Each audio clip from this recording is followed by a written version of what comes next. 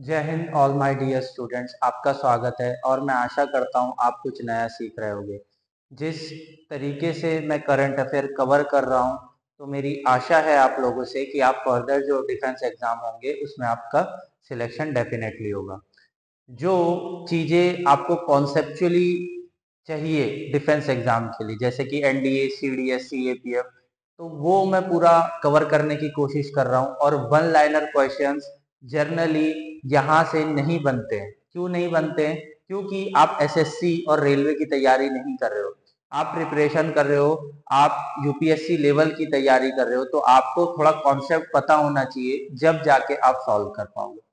तो जो हमारा डिफेंस का मोटिव है वो जर्नली यही है कि हर बच्चा सिलेक्शन ले सके। आप इस पे कांटेक्ट करेंगे, any doubt is there then you will be message toward me, it's my WhatsApp number, जिसकी वजह से आप क्या करेंगे, ज्यादा से ज्यादा जुड़ सकते हैं। एक चीज आपको बोलना चाहूंगा, आपका मोटिवेशन एक ही है, रिवाइज रिवाइज रिवाइज। जब तक आप रिवाइज नहीं करोगे, जब तक आपको सक्सेस नहीं मिलने वाली। तो डैम श्योर आपको यही करना है। और जो करंट अफेयर है, हर दो तीन दिन का मैं कंबाइन करके आपको दे देता हूँ। दूसरी चीज है, जो हमारी बायोलॉजी की सीरीज चल रही है उसको भी मैं कंप्लीट कर रहा हूँ, प्लस हमारी ज्योग्राफी 10th एनसीईआरटी की सीरीज है वो भी धीरे धीरे कंप्लीट हो रही है। तो आपको बस फोकस रखना है और स्टडी पे ध्यान रखना है। ठीक है, चलो, इट्स माय व्हाट्सएप नंबर मैं आपको बता चुका हूँ। और आज का जो मोटिवेशन है तो मुझे बहुत अच्छा लगा, क्योंकि स्वामी विवेकानंद जी के द्वारा है ये मोटिवेशन। 2 मिनट थोड़ा पानी वगैरह ले लूं।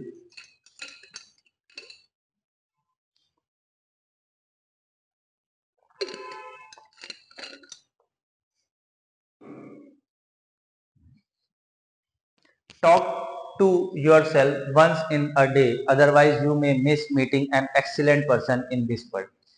जो हमारे बहुत ही अच्छे, हम क्या बोल सकते हैं, यूथ आइडियल जिसे बोलते हैं हम, वो हमारे स्वामी विवेकानंद जी है। और वो ये कहना चाह रहे हैं कि दिन में एक बार तो आप क्या करें, अपने आप से बात करें, क्योंकि इस दुनिया में सबसे एक्सीलेंट इंसान आप खुद है। अगर आप ऐसा मानते हैं कि आपका कोई आइडियल हो सकता है, ठीक है, मैं मानता हूं आप किसी से इंस्पिरेशन ले सकते हैं, बट उसका मतलब ये नहीं है ना कि आप इंस्पिरेशन ले रहे हैं तो सब कुछ वो ही है। नहीं, हर इंसान के अंदर एक कैपेबिलिटी होती है और वो कैपेबिलिटी इंसान को समझनी चाहिए। और जब वो इंसान खुद से मिलता है, खुद से जब वो बात करता है, तो वो अपनी कैपेबिलिटी को जान पाता है। हर इंसान का अपना पोटेंशियल होता है, मैं जरूर ये मानता हूँ। जरूरी नहीं है कि कोई 99% लाने वाला बच्चा ब्रिलियंट हो, नहीं भाई, 60% लाने वाला भी इस दुनिया में कुछ कर सकता है। और हमने बहुत सारे एग्जाम्पल इस दुनिया में देखे। तो मैं आशा करता हूँ ये मोटिवेशन आपके लिए काम का होगा और कारगर साबित होगा। चलो आगे बढ़े। My name is Rohit रानवे, experience 6+ year का है, ज्योग्राफी, हिस्ट्री, पॉलिटी, और बेसिकली यूपीएससी, सीडीएस, सीएपीएफ, एफकेट और इंडियन कोस्ट गार्ड जैसे एग्जाम मैंने खुद क्रैक किए हुए। इट्स माय व्हाट्सएप नंबर, तो आप क्या कर सकते हैं, जुड़ सकते हैं। ठीक है, it's my Telegram group and you also join with me in my Telegram group, जिसकी वजह से क्या हो सकता है, आप ज्यादा से ज्यादा अपडेट्स ले सकते हैं। क्योंकि टेलीग्राम ग्रुप पे मैं कुछ क्वेश्चंस वगैरह शेयर करता हूँ, जिसकी वजह से आपको क्या मिलेगी, हेल्प मिलेगी, और आप आपके फर्दर डिफेंस एग्जाम में सक्सेस ले पाओगे। मेरा एक ही मोटिवेशन है और मेरा मोटिवेशन यही है, हर घर एजुकेशन पहुंच जाना चाहिए। ठीक है, आई होप सो। ठीक है, आज का topic, national institute to rehabilitate beggars at the religious, historical and tourist sites. क्या बोलना चाह रहा है, नेशनल इनिशिएटिव है, the central government has identified 30 cities, 30 cities identify किया है जहां religious, historical and tourism significance across India to survey rehabilitation, मतलब पुनर्वास करना, मतलब जो रोड पे सो रहे हैं, जो गरीब है, जिसे हम बेगर बोलते हैं, भिखारी, उनको हमको क्या करना है, वापस उनका पुनर्विकास करना है। मतलब उनको एक भोजन पहली चीज, फिर शेल्टर और एजुकेशन, इन पे हमें ध्यान देना है। Of adult and children engage in the begging, मतलब भीख मांगने के लिए जो बच्चे और अडल्ट मर जाए। The goal is to make this space free beggar in 2026, मतलब आपको अब मंदिरों और मस्जिदों और हिस्टोरिकल साइट्स के बाद भिखारी नहीं दिखेंगे। क्यों नहीं दिखेंगे? क्योंकि गवर्नमेंट उनका रिहेबिलिटेशन करेगी, उनको एक संस्थाओं में भेजेगी, जिससे क्या होगा कि उनका पुनर्विकास होगा। मोर सिटीज में be added over the next 2 years। अभी तो 30 सिटीज ऐड कर रहे हैं, धीरे धीरे चीजें डेवलप की जाएगी। स्माइल स्कीम, इसके लिए कौन सी स्कीम लाई गई है? स्माइल स्कीम फरवरी 2022 में लेके आई थी, और इसमें अलोकेशन भी बहुत अच्छा है, 365 करोड़ रुपीस का एलोकेशन है, और ये 25-26 तक खत्म करना है अपने को। Beneficiaries transgender community people Indian in the baking, मतलब इसके बेनिफिट कौन कौन ले सकते हैं? जो बेकिंग भीख मांगने का काम कर रहे हैं, और ट्रांसजेंडर कम्युनिटी जिसे हम हिजड़ा, खुसरो, वो बहुत सारी चीजें हैं जो वर्ड हम यूज करते हैं जनरली भाषा में। पर मैं एक चीज आपको बताना चाहूंगा, जो ट्रांसजेंडर हैं, अगर हम सोसाइटी में उनको इक्वलिटी दे दे, इक्वलिटी देने का मतलब ये है कि आप उनको रोजगार दें, रोजगार के अवसर दे, एजुकेशन दे, शेल्टर दे, फूड दे। अगर ये सब चीजें उनको बेसिक मिल जाएगी तो क्यों भीख मांगेंगे आपसे? 10 रुपए 20 रुपए के लिए क्यों अपनी इज्जत दांव पे लगाएंगे? तो हमें इक्वलिटी देनी पड़ेगी, जब जाके हमारे देश में गरीबी और बेगारी खत्म हो सकती है। चलो, की benefit, scholarship for transgender students बिल्कुल देना चाहिए। स्किल डेवलपमेंट करना है, जिससे लाइवलीहुड अपॉर्चुनिटी डेवलप हो। जेंडर अफर्मेशन सर्जरीज करनी है। हाउसिंग फैसिलिटी थ्रू द ग्रामीण गृह, मतलब हमको ग्रामीण क्षेत्रों में भी फैसिलिटीज प्रोवाइड करनी है। Next, survey mobilise rescue shelter home and rehabilitation of the beggar, मतलब क्या होगा? रेस्क्यू किया जाएगा, बहुत से बच्चों या अडल्ट से मतलब मजबूरी में करवाया जाता है। मोबिलाइज करेंगे हम, एक एरिया से दूसरे एरिया में भी हम शिफ्ट करेंगे, शेल्टर होम्स देंगे इनको, और बहुत सारी रिहेबिलिटेशन प्रोसेस करेंगे। The scheme aim to provide comprehensive welfare rehabilitation measure to transgender community people engage in the various, जैसे कि उनको एजुकेशन दिया जाएगा, स्किल दिया जाएगा, हेल्थ सर्विस दिया जाएगा, और प्रोटेक्शन एंड मेन स्ट्रीम में लाया जाएगा। तो बहुत अच्छी बात है ये स्माइल स्कीम। आपसे क्या पूछा जाएगा? स्माइल स्कीम का टारगेट क्या है? और एलोकेशन तो जनरली पूछता नहीं, बट आप याद रख सको तो रख लेना, ठीक है। चलो, identified destination of beggar rehabilitation, 10 religious destination identified, जैसे कि Ayodhya, Kangra, Omkareshwar, Ujjain, Somnath etcetera. Along with the city administration, religion trust board of shrines also involved in the rehabilitation found the area। देखिए, मंदिर मस्जिद में भी जो फंड्स आते हैं उसको हम रिहेबिलिटेशन कर सकते हैं, जिसकी वजह से क्या होता है कि वो जो बेगर्स लोग बैठे रहते हैं तो उनको खाना और शेल्टर की मुहैया तो हो सके। Beggar rehabilitation will also focus in the popular tourism spot like Kevadia, Srinagar, Puducherry etcetera, and historical sites as Amritsar, Udaipur, Warangal. Survey report and rehabilitation plan have been surveyed from the more cities bearing a few। ठीक है, तो basically हम इनके लिए education skill, देखिए खाना देने से, 10 रुपए 20 रुपए देने से इनकी भूखमरी कभी खत्म नहीं हो सकती। इनको भीख मांगना ही पड़ेगा। क्यों? आज इनने 100 रुपए कमा लिया भीख मांग के, कल 200 की आशा होगी, कल 500 की आशा होगी, पर ये आशा कभी खत्म होगी क्या? इनने कुछ किया है क्या लाइफ में? नहीं। तो इनको हम क्या देंगे? स्किल देंगे, एजुकेशन देंगे, हेल्थ देंगे, जिसकी वजह से ये अपने पैरों पे खड़े हो सके। और ये बहुत अच्छा कदम है, जहां तक मुझे लगता है हमारे समाज में इस चीज की आवश्यकता है। ये पहले की गवर्नमेंट भी अगर सोच लेती तो बहुत कुछ आगे अब तक डेवलप हो चुका होता। बहुत अच्छा मुझे लगा कि उनको आगे बढ़ाना चाहिए।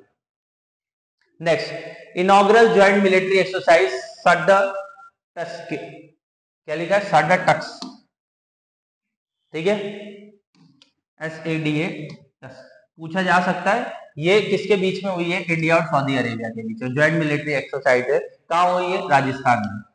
The aim to develop interoperability Caribbean friendship between the troop, exercise with continue February 10, 10 तारीख तक चलेगी, 29 से 10 मतलब 10-15 दिन की एक्सरसाइज चल रही है, और सऊदी अरब से सोल्जर यहाँ आए हुए।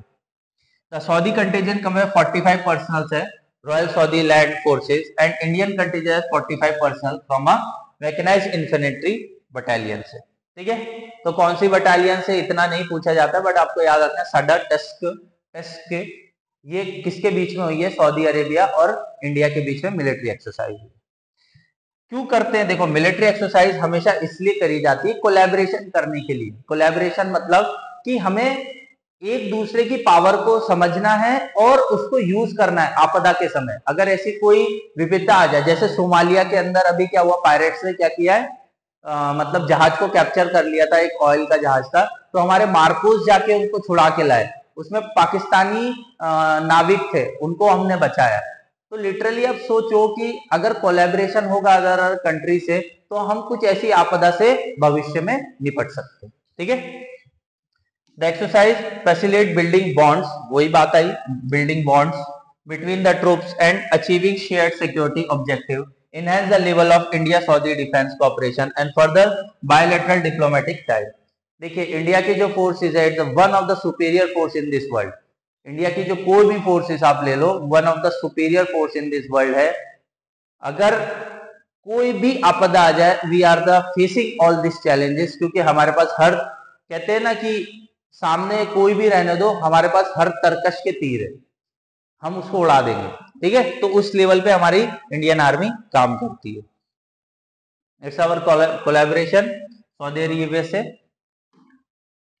Broader significance, joint exercise come a time to involving regional geopolitics. Saudi Arabia face threat from the group like Yemen, Houthi rebels, बहुत बड़ा चल रहा है। यमन और हाउती रिबेल्स के जो कंडेम्स है, जो वहां के पायरेट्स है, वो जरूर मतलब हम बोल सकते हैं सऊदी अरेबिया के लिए थ्रेट है।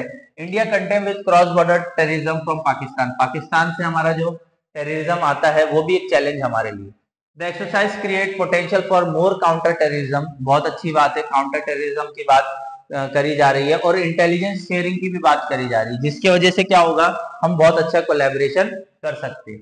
As major oil producer ensuring West Asian stability mutual interest, it can help secure vital trade routes. इसको क्या बोलेंगे, it can help secure vital trade routes. तो damn sure you will be understand all this thing, जो कि मैं समझाना चाह रहा था। और आपके डिफेंस एग्जाम में बस आपको कोलैबोरेशन अगर समझ में आ गया तो आपको चीजें क्लियर हो जाएगी।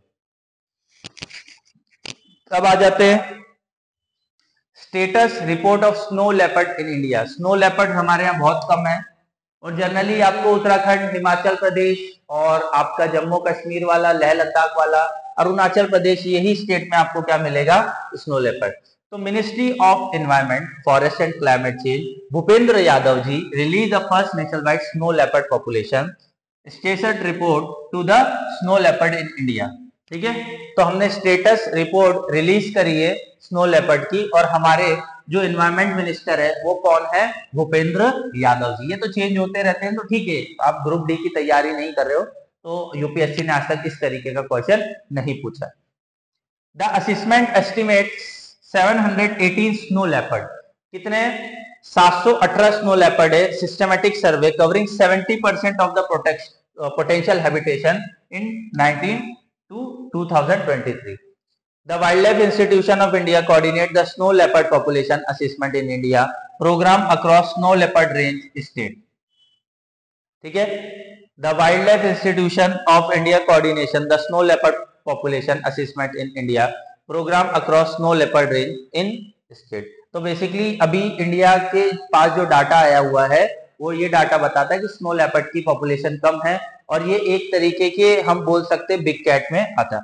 देखिए कहाँ कहाँ मिलेगा आपको, लद्दाख में है सबसे ज्यादा 477, उत्तराखंड 124, हिमाचल प्रदेश, अरुणाचल प्रदेश, सिक्किम एंड जम्मू कश्मीर। ठीक है, नीड फॉर रेगुलर मॉनिटरिंग, जरूरी है, मॉनिटरिंग रहेगी तो इससे क्या होगा, हमें ज्यादा से ज्यादा पता चल पाएगा, अवेयरनेस चल पाएगी कि किस तरीके से उनका हैबिटेशन हो रहा है, क्योंकि इनको शिकार करना होता है। ये स्नो लेपर्ड और लेपर्ड और चीता, ये सब क्या है, बिग कैट्स में आते हैं, और ये है प्रेडिटर। प्रेडिटर मतलब इनको कोई नहीं खाता, ये सबको नीचे खाते हैं। ठीक है, जिससे इकोसिस्टम और बायोडायवर्सिटी भी बची रहे। ठीक है, बहुत प्यारा सा जानवर है, आप देख सकते हैं।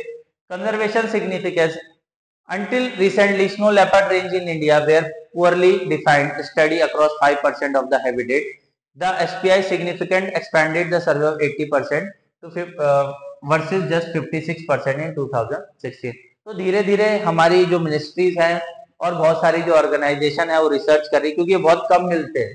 ठीक है ना, ये ह्यूमन एक्टिविटी से ज्यादातर दूर ही रहते हैं। पर मैं आपको एक चीज बोलना चाहूंगा, बहुत प्यारे जानवर है, तो इनको बचाना हमारी जिम्मेदारी है।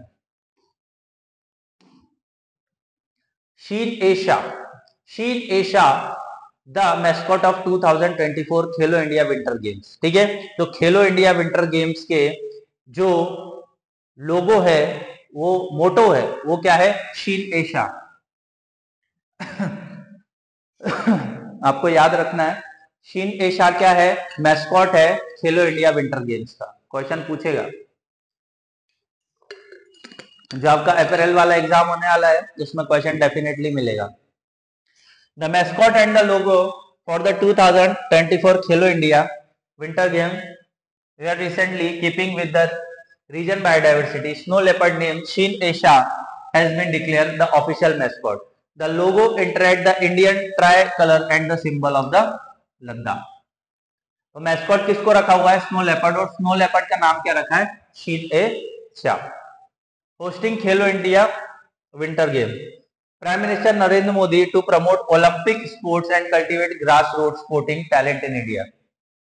इंडिया के अंदर बहुत सारे एक्टिविटीज और इस तरीके के गेम्स, अगर जैसे खेलो इंडिया गेम्स वगैरह हो गए, और ये सब जो गेम्स है ये प्रिपेयर करते हैं स्पोर्ट्स पर्सन को कि आप ज्यादा से ज्यादा पार्टिसिपेशन करिए, और जब हमारा ओलंपिक्स होगा तो आप ज्यादा से ज्यादा मेडल लेके आइए। ठीक है, the games will held in the legs first in Ladakh from February 2 to 6, followed by the second Gulmarg Jammu Kashmir 21 to 25।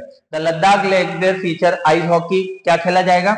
Ice hockey खेला जाएगा, स्पीड स्केटिंग, और जम्मू कश्मीर में ski mountaineering, alp skiing, snowboarding, Nordic ski and gondola competition, ये तरीके के games खेले जाएंगे। तो आपसे इतना तो नहीं पूछेगा, पर डैम श्योर हूं मैं कि आपको इतना तो पता चाहिए कि खेलो इंडिया विंटर गेम्स का मैस्कॉट कौन है? स्नो लेपर्ड है, उसका नाम क्या है? शीन एशा।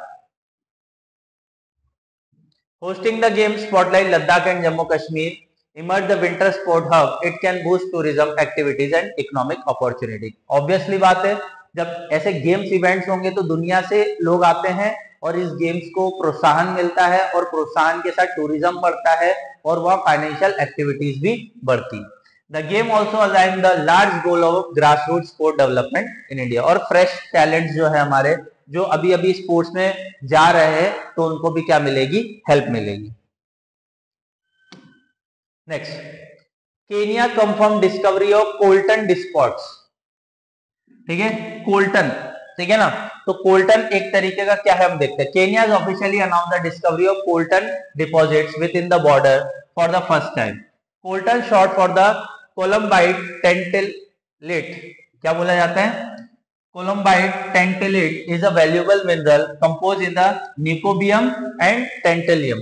याद रखना है, पूछा जा सकता है कोल्टन किसका कॉम्बिनेशन है? तो नियोबिन और tantalum. This is a integral produce electrons like smartphone and the electric car battery.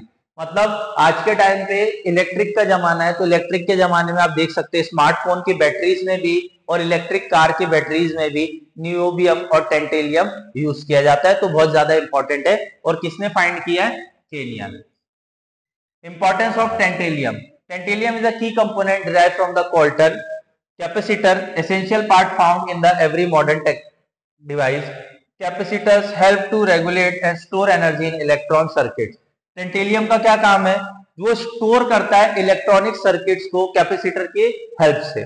The recent find make a potential economic boost for the Kenya. तो केनिया में अब कुछ और भी इंप्रूवमेंट हो सकता है, अगर ये ज्यादा मात्रा में वहां से एक्सपोर्ट होने लगा तो उनकी इकोनॉमी में बहुत ज्यादा बेनिफिट मिल सकता है।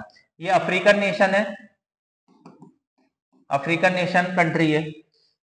Global coltan demand is increased because of the electric vehicle and batteries, and दूसरी चीज high grade Colton could be highly lucrative.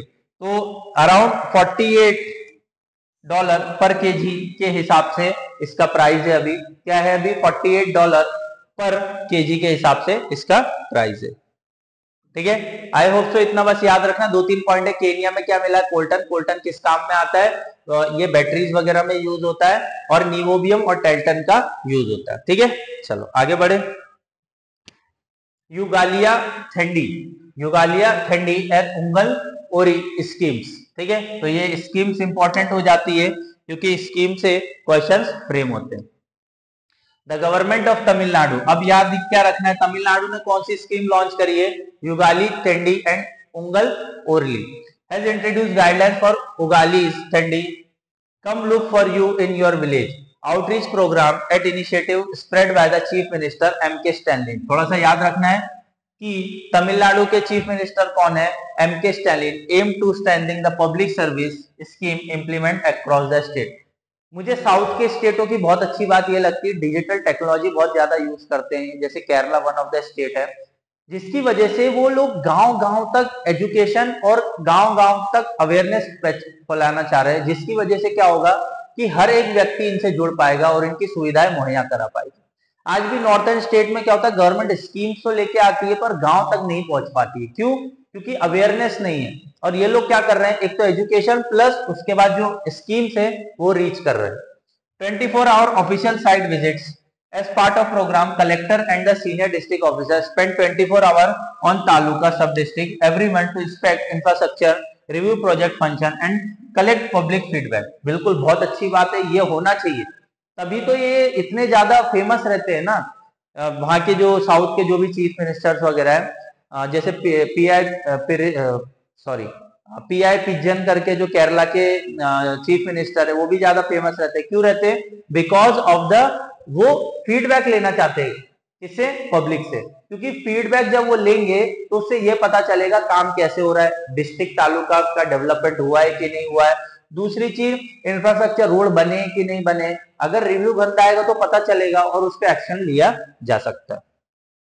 Ensuring state wide coverage, collector have received infrastructure to map out annual calendar, guaranteed that all taluka receive monitoring visit, additional district must heavily publicize visit so citizen can fully utilize official temporary measure। तो मतलब collector साहब को ये जिम्मेदारी दी जाएगी कि आप assessment करें और पूरी तरीके से जांच पड़ताल करें कि इंफ्रास्ट्रक्चर डेवलप हो रहा है कि नहीं। ठीक है, I hope so it will be clear.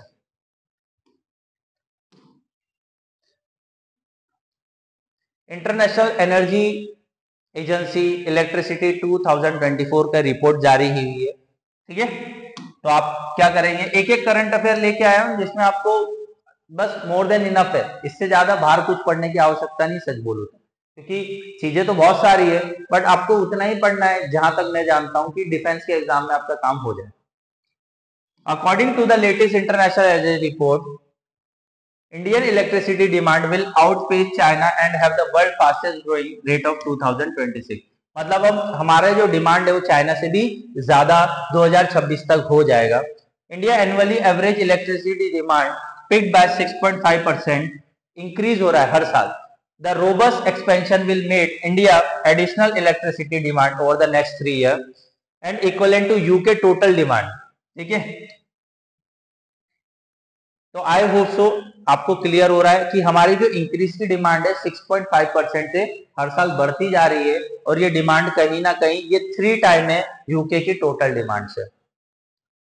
Coal dominance to continue, coal will the 68% of Indian electricity, जाहिर सी बात है थर्मल पावर जिसे बोलते हैं हम। As per Indian international energy forecast, while lower than the coal 74% share is 2023। ठीक है, तो अभी जो शेयर है वो कितना है, 74% है। This highlight is continue dominance despite renewable growth. तो ये चीज दिखा रहा है कि हमको थर्मल से हमें शिफ्ट होना है और शिफ्ट होकर हमको किस साइड जाना है, रिन्यूएबल सोर्सेज की तरफ जाना है, जैसे सोलर, विंड, हाइड्रो पावर, जिसकी वजह से हमारी जो डिमांड है इलेक्ट्रिसिटी की हम फुलफिल कर पाए। ठीक है, Asia nuclear growth leader with China and India leading new reactor construction, Asian nuclear generator will North America by 2026। China started the world first 4th generation reactor in 2023। China advance level पे काम कर रहा है जिसकी वजह से क्या होगा कि वो बिजली की जो डिमांड है वो पूरी कर पाए। India powered a largest 700 megawatt domestic reactor June rapid nuclear growth, मतलब हम जून तक में कोशिश कर रहे हैं कि हम भी एक रिएक्टर अच्छा सा बना ले जो कि 700 मेगावाट का होगा। यहां से इंपॉर्टेंट चीज एक है कि 2070 तक हमारा नेट जीरो का टारगेट है। हम लोग क्या करेंगे, जितना एमिशन यूज निकाल रहे हैं, CO2 निकाल रहे हैं, उतना ही हम लोग क्या कर लेंगे, उसको दबा देंगे। तो उसी को बोला जाता है 2017 नेट जीरो टारगेट है। हम लोग जनरली जो कोल से हम इलेक्ट्रिसिटी बना रहे हैं उसको 30-40% तक ही रखेंगे, और जो हमारा 70% इलेक्ट्रिसिटी है वो रिन्यूएबल सोर्स से बनाया जाएगा। ठीक है, समझ में आई यहाँ चीजें क्लियर हुई। और 700 मेगावाट डोमेस्टिक रिएक्टर जून तक में हम लोग बना लेंगे। नेक्स्ट, यूपी मिशन, बहुत अच्छी बात है। यूपी मिशन कर रहा है, क्या मिशन कर रहा है, इरेक्टेड फेलेरिसिस। फेलेरिसिस एक तरीके की बीमारी है जो कि हाथी पांव जैसा सुझा देता है। The Uttar Pradesh government lead to chief minister Yogi has launch a mission eradicate filariasis from the state. Government will conduct annually mass drug administration campaign for February 5 to 15। ठीक है, अब देखते हैं फेलेरिस होता क्या है। Filariasis is a disease caused by the parasitic worms. याद रखना है, फेलेरिस किससे होता है, पैरासिटिक वर्म से होता है, थ्रू द मॉस्किटो बाइट, एक मच्छर काटने की वजह से हो जाता है। फिर क्या हो जाएगा, स्वेलिंग हो जाएगा लिम्स और जेनिटल्स में। The government aims to eliminate this disease from the country 2027। मतलब ये बीमारी जो है फेलेरिस, हमको उसको खत्म करना है कब तक, 2027 तक।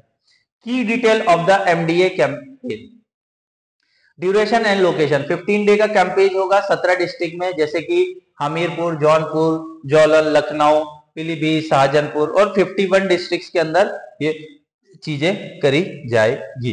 ठीक है, नेक्स्ट, टारगेट क्या है, health worker go doctor door to administrate preventive medication to all reside children under 2 year, pregnant women और सीरियस इल पीपल। किस किस पे ज्यादा फोकस किया जाएगा, एक तो बच्चों पे, 2 साल से बच्चे नीचे, प्रेग्नेंट वुमेन पे, और सीरियस इल पीपल मतलब जो उम्र दराज है या उनको कुछ पहले से बीमारी है तो उन पे ज्यादा ध्यान दिया जाए। इसको बचा कैसे सकते हैं, the government has asked people to take the medication even the without symptom. This is important because symptom can take 5 to 15 days to show after infection. अगर वो मच्छर काट लेता है फेलेरिस, जिसकी वजह से आपको अभी तुरंत में पता नहीं चलेगा, उसको लगता है 5 से 15 दिन वो इन्फेक्शन को दिखने में।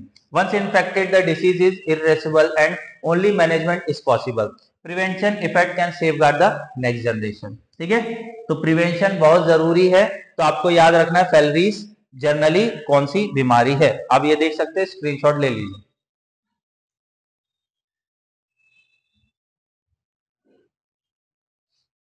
Infection filariasis parasite spread by mosquito. ठीक है, नॉर्मल, ये देखिए पैर ऐसा सूज जाएगा आपका।